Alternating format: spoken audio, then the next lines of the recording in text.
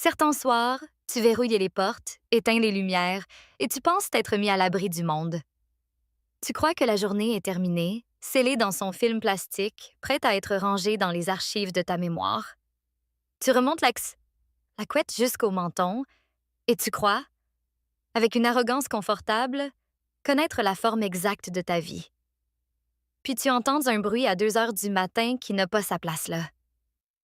Un bruit qui déchire le silence ouaté de ta forteresse de banlieue. Et tu comprends que tu ne sais absolument rien. Et la personne sur le point de t'apprendre cette leçon est celle que tu croyais connaître le mieux au monde. Je vais vous dire ce qui a brisé la quiétude de ma maison et de mon cœur ce mardi sans lune. Le réveil sur ma table de chevet affichait des chiffres impitoyables. 2h17. Pas l'heure des noctambules. Pas l'heure respectable du guerrier insomniaque. C'était la zone morte, l'heure des accidents de voiture et des appels affolés depuis les urgences. L'air dans ma chambre était épais et immobile, avec un goût de vieux livres et du sachet de lavande glissé dans mon oreiller. Dehors, le vent du Colorado menait une conversation discrète avec les pins qui bordaient le terrain. Un chuchotement doux et conspirateur, habituellement le seul son après la nuit tombée. C'est alors que c'est arrivé. Ce n'était pas un coup. C'était un boom étouffé et désespéré contre la porte d'entrée, en bas. Le son d'un corps heurtant du bois, un son lourd, vaincu, une fois, puis deux. Mon cœur, qui dormait paisiblement, s'est mis à galoper, un tambourinement frénétique contre mes côtes. Ma première pensée fut pour un animal, un chevreuil, peut-être désorienté. La seconde, plus primale, pour un homme ivre ou dangereux, confondant ma maison avec une autre. Je me suis glissée hors du lit, mes pieds rencontrant le froid des planches. La maison était un labyrinthe d'ombres.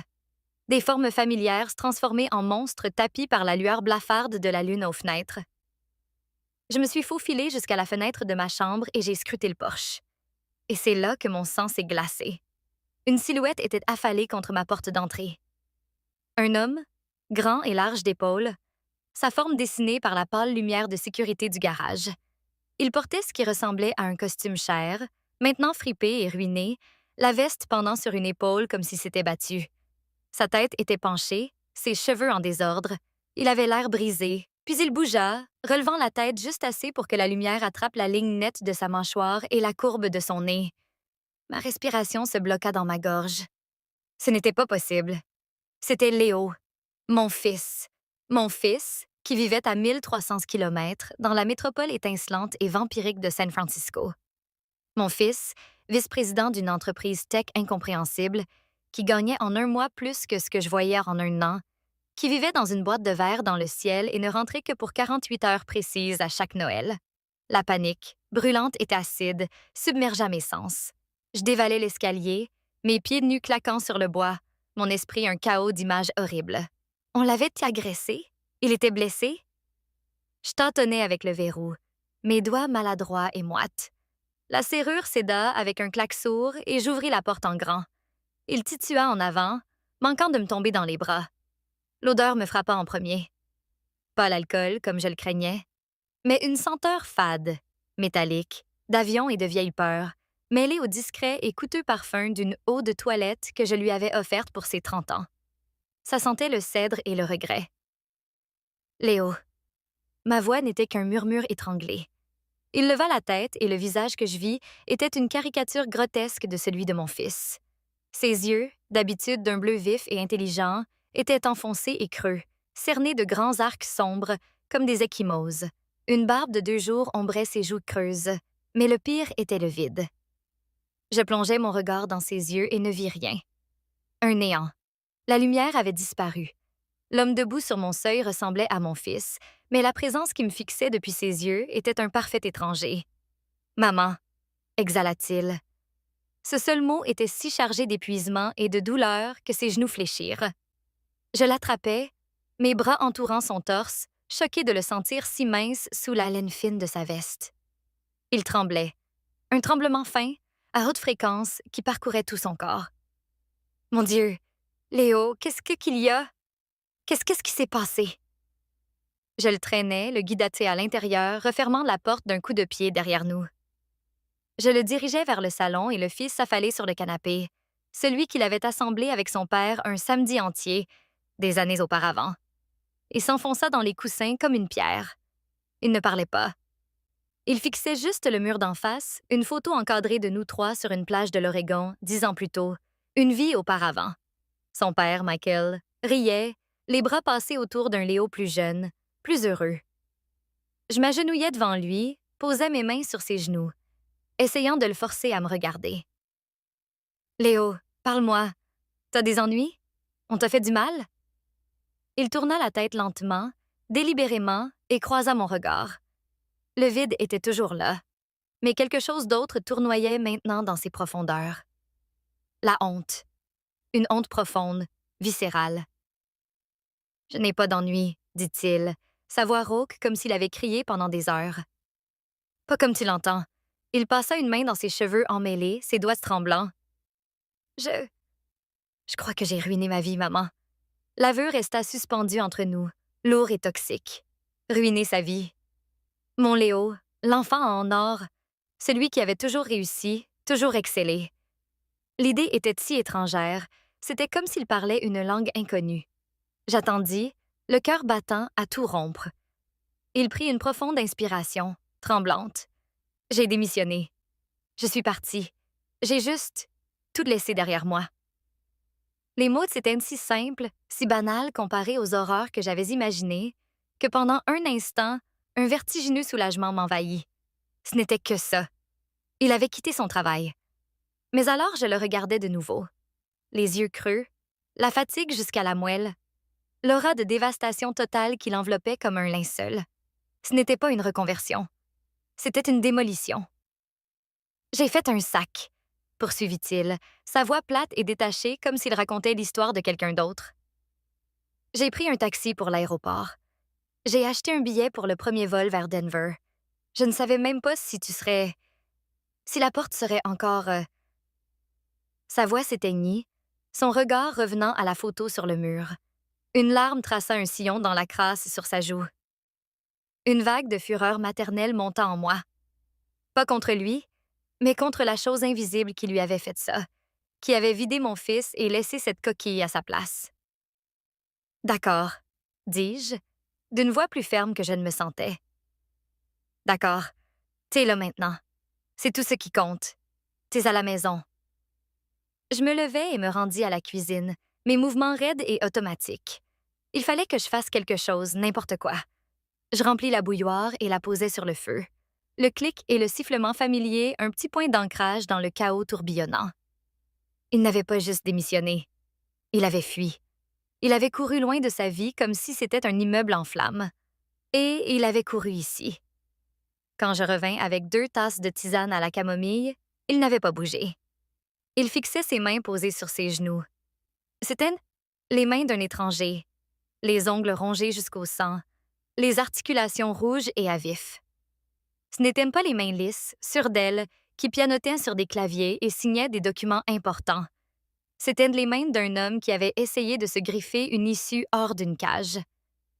Il prit la tasse que je lui tendais, ses doigts s'y agrippant comme pour y chercher de la chaleur, bien que la pièce ne fût pas froide. Nous restâmes longtemps assis en silence. Le seul bruit, le tic-tac discret de la pendule du couloir. Un bruit qui avait mesuré le rythme paisible, prévisible de ma vie pendant 20 ans. Maintenant, il sonnait comme une bombe. « Ça a commencé il y a environ 6 mois, » dit-il enfin, sa voix à peine audible.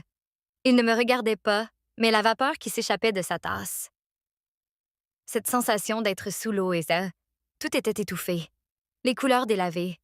J'étais en réunion, une importante, avec des millions sur la table. Et je regardais les visages autour de moi, et ils avaient tous l'air de masques, comme s'ils jouaient tous un rôle dans une pièce, et j'étais le seul à avoir oublié mon texte. Il but une gorgée de tisane. J'ai pensé que c'était un burn-out. Tout le monde a ça dans la Silicon Valley. C'est comme un badge d'honneur. Alors j'ai fait ce qu'on est censé faire. J'ai pris des vacances. Je suis allée à Hawaï. Je suis restée 10 jours sur une plage parfaite. Et je n'ai absolument rien ressenti. C'était terrifiant. J'étais au paradis et le vide était juste plus grand, plus creux. J'écoutais, le cœur serré. Je me souvenais de nos appels téléphoniques à cette époque. Il avait l'air fatigué, oui, mais il avait balayé ça d'un revers de main. Juste du boulot, maman. Le projet est en phase finale. Je l'avais accepté parce que je le voulais. Je voulais croire à la version brillante, luisante de sa vie. L'entreprise, continua-t-il, sa voix prenant une tonalité plus dure. Nous développions une nouvelle plateforme d'IA. On l'appelait Synapse. Elle est censée révolutionner le traitement des données pour... Eh bien, pour les gouvernements, les agences de renseignement. C'était le gros contrat, celui qui allait rendre tout le monde milliardaire. Il eut un petit rire bref et amer. C'était brillant, brillant à faire peur. Elle pouvait prédire le comportement humain avec environ 90% de précision, pas seulement les habitudes d'achat. Les comportements de vote, l'agitation sociale, les points de rupture individuelles. On l'a nourri avec tout. Réseaux sociaux, données financières, dossiers médicaux, messages privés. Tout, aspiré et agrégé. La version officielle, c'était pour la sécurité nationale. Arrêter les menaces avant qu'elles n'arrivent. Il fit une pause et me regarda enfin. La honte était revenue, plus sombre cette fois. Mais ce n'était pas toute la vérité.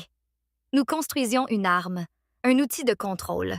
Nous y avons intégré une porte dérobée, une fonctionnalité qui permettrait à un utilisateur de manipuler subtilement les informations que les gens reçoivent, de façonner leurs opinions, d'infléchir leur comportement dans une direction souhaitée, de créer une menace, pas seulement la prédire.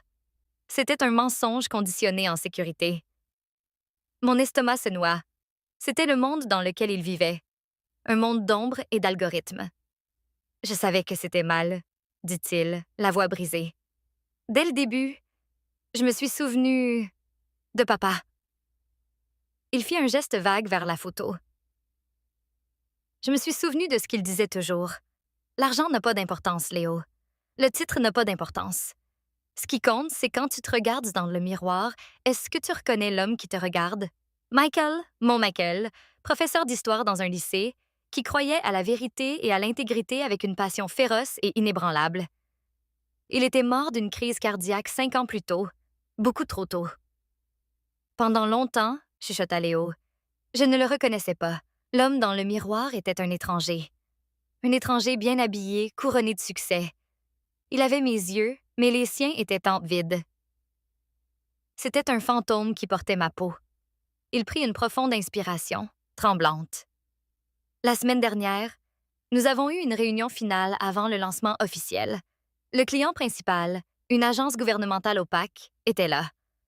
Mon patron, un homme nommé Marcus Thorne, faisait la présentation. Il montrait le module de persuasion. C'est comme ça qu'il appelait la porte dérobée. Et il a utilisé un cas de test, une simulation.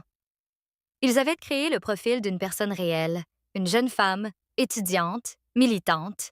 Ils ont montré comment, avec juste quelques articles ciblés, quelques faux posts sur les réseaux et quelques messages privés manipulés, ils pouvaient retourner ses amis contre elle, la faire renvoyer de l'université et la signaler comme une menace intérieure potentielle. Ils ont détruit sa vie, sa réputation, juste pour montrer qu'ils en étaient capables. Il posa la tasse sur la table basse, sa main tremblait si violemment que la céramique cliqueta. Et tout le monde dans la pièce, ils ont applaudi. Ils étaient ravis. Ils voyaient le pouvoir. Ils voyaient le profit. Et moi, j'ai regardé le visage de cette jeune femme sur l'écran.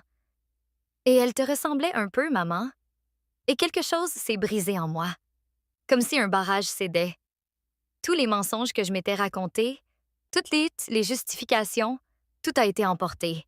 Et tout ce qui restait, c'était cette simple et laide vérité. J'étais un monstre. Je construisais la cage. Il cacha son visage dans ses mains, ses épaules secouées de sanglots silencieux et violents. Toute la force, toute la façade s'écroulèrent. Et il n'était plus qu'un garçon. Mon garçon, perdu et terrifié dans le noir. Je passais du sol au canapé et l'entourais de mes bras, attirant sa tête contre mon épaule. Je le serrais contre moi tandis qu'il pleurait, le berçant doucement, murmurant les mêmes mots apaisants et insensés que j'utilisais quand il était enfant et qu'il s'était écorché le genou ou réveillé d'un cauchemar. Là, dans la pénombre de l'aube de mon salon silencieux, mon fils confessa ses péchés. Il me parla des nuits d'insomnie, des attaques de panique dans son bureau au mur de verre, de la sensation d'être un imposteur dans sa propre vie. Il me raconta comment, après cette réunion, il était retourné à son bureau, avait éteint son ordinateur et était sorti du bâtiment sans un.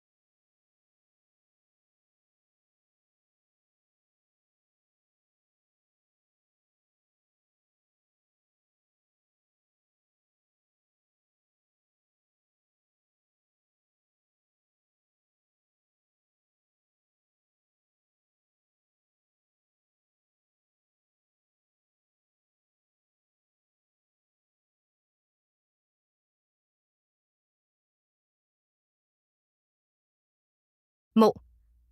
Il avait marché des heures dans les rues de San Francisco, un fantôme parmi les fantômes, jusqu'à ce qu'il atterrisse à l'aéroport, un homme fuyant sa propre ombre.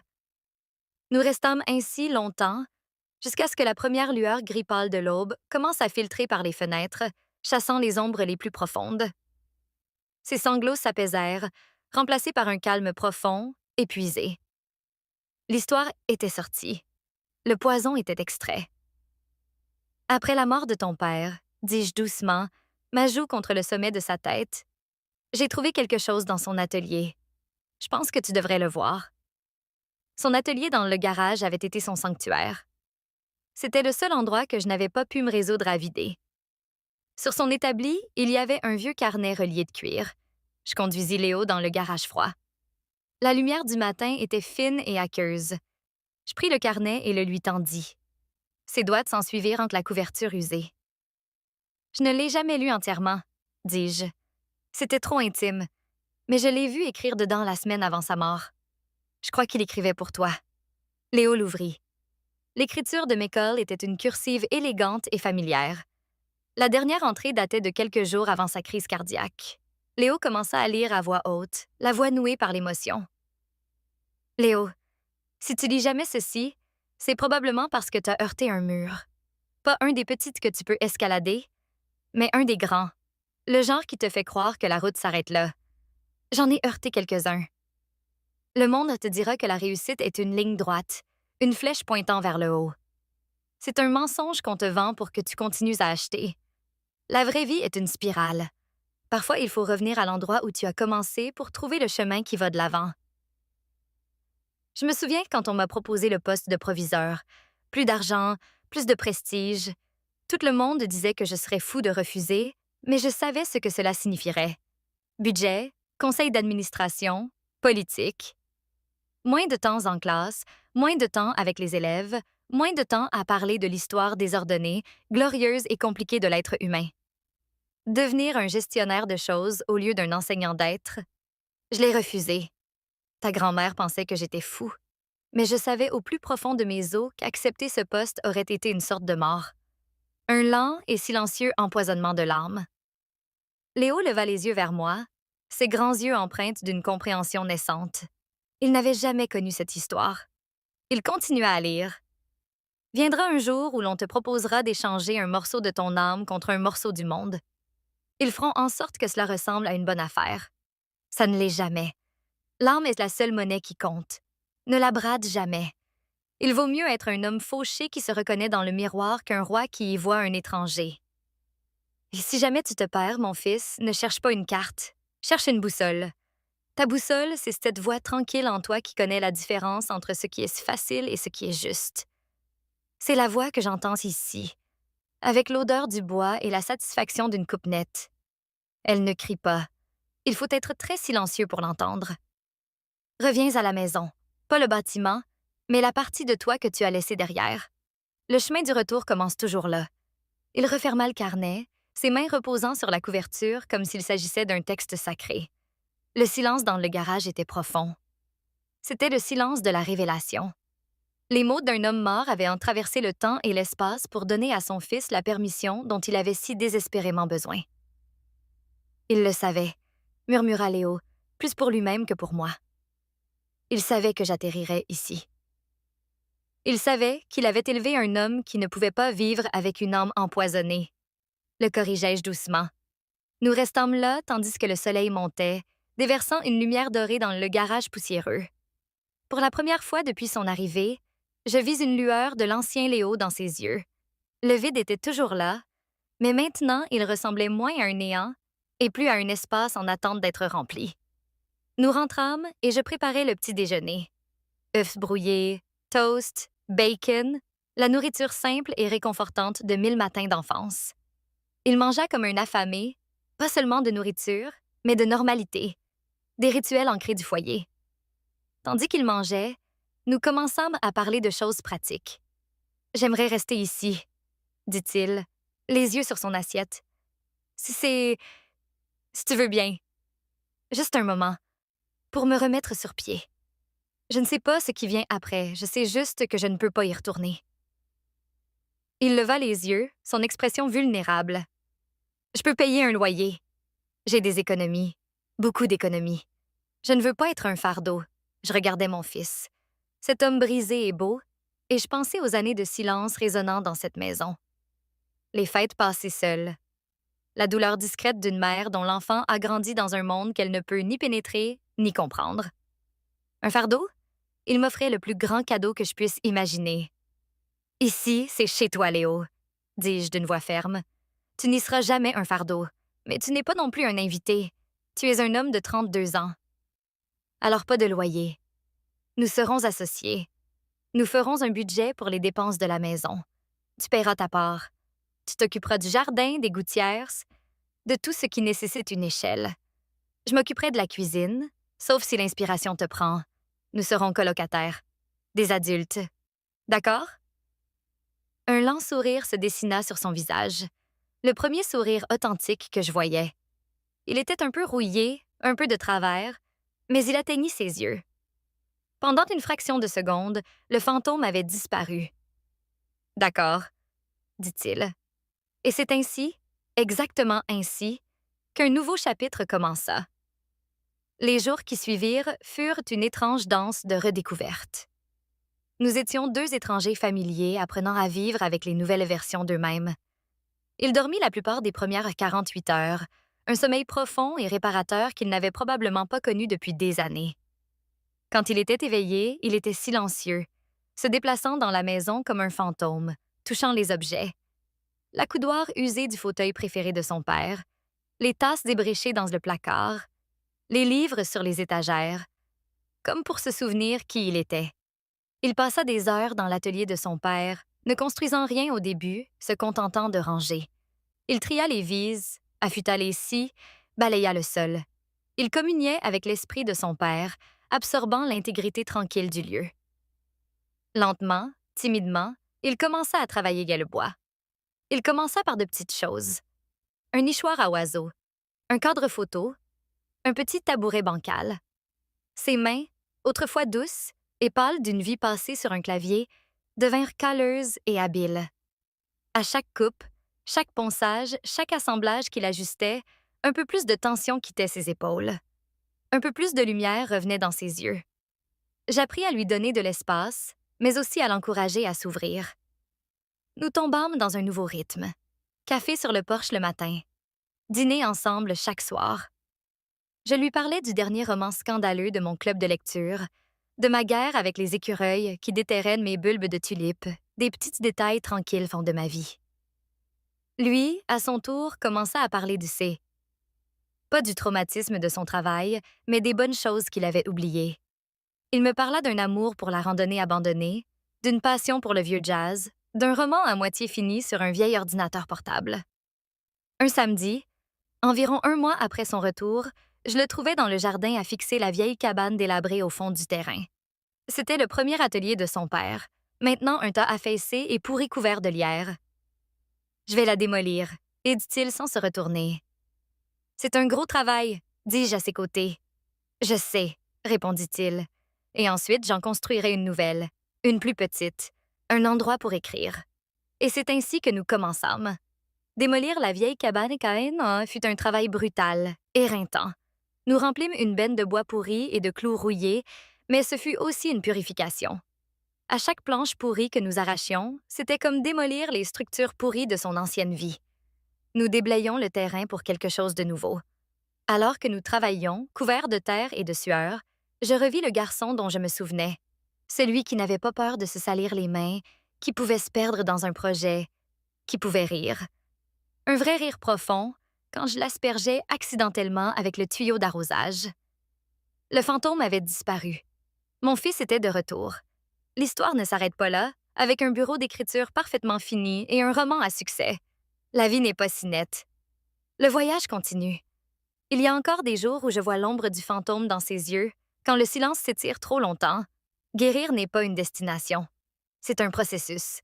Mais maintenant, nous le traversons ensemble. Il commença à voir un thérapeute en ville. Il recommença à écrire. Il recommença à vivre. L'autre jour, je rentrais des courses et j'entendis de la musique venant de l'atelier. C'était le cri bas et plaintif d'un saxophone, le vieux jazz qu'il aimait. Je restais dehors, près de la porte, à écouter, et je réfléchis à la nature du courage. Nous pensons que le courage, c'est gravir la montagne, gagner la course, bâtir l'empire. Mais parfois, l'acte le plus courageux qu'une personne puisse accomplir est de s'arrêter, de faire demi-tour, d'admettre que l'échelle que tu as grimpée est appuyée contre le mauvais mur, avoir le cran de la faire tomber et de recommencer à zéro, avec pour seuls outils ses deux mains et une boussole dans l'âme qui pointe vers la maison. C'est le commencement de la reconstruction d'une vie. Non pas seulement démolir ce qui était faux, mais avoir le courage de bâtir quelque chose de vrai à la place, même si c'est petit, même si c'est bancal, même si ce n'est que pour soi.